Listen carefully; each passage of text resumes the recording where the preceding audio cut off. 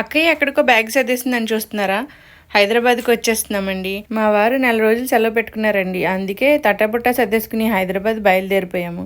ఈ బ్లూ బ్యాగ్లో ఏమో మా వారి బట్టలు ఉన్నాయి. ఫస్ట్ చూపించిన రెడ్ బ్యాగ్లో నావి పాప బట్టలు ఉన్నాయి. ఇలా ఒక ఎక్స్ట్రా బ్యాగ్ పెట్టుకుంటే మనం మర్చిపోయిన సామాన్లన్నీ అందులో పడేసుకోవచ్చు. ఇవి తినేసి తోముకోవాల్సిన సామాన్లు. కిచెన్ అంతా ఇలా క్లీన్ చేసి పెట్టేసుకుంటాను నేను ఎప్పుడు ఊరు వెళ్ళినా. మనం రిటర్న్ వెళ్ళేసరికి నీట్గా ఉంటుంది. మొత్తం అన్ని ఎందుకు ఖాళీ చేసి పెట్టానంటే మా ఓనర్ కబోర్డ్స్ చేపిస్తా అన్నారు. అందుకే కిచెన్ అంతా ఖాళీ చేసి పెట్టేసుకున్నాను. ఇలా స్టవ్ మీద ఒక క్లాత్ కప్పేసుకుంటే స్టవ్ దుమ్ము పట్టకుండా ఉంటుంది. అలాగే డబ్బాలు పెట్టుకునే ర్యాక్స్లో కూడా నీట్గా క్లాత్తో కప్పేసుకుంటే మనం రిటర్న్ వెళ్ళేసరికి డస్ట్ తక్కువ ఉంటుంది.